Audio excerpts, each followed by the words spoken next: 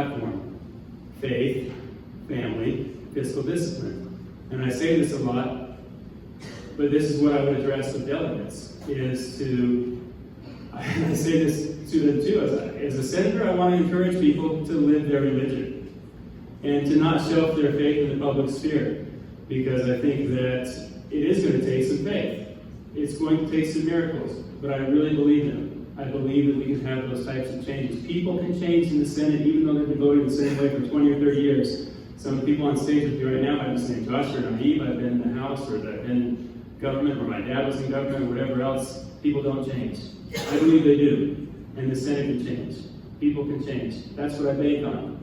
And I'll tell you, as a conventional candidate, we will do everything we can to rally an army of people to go and effect a huge change. If you spoke for us on Saturday. Thank you.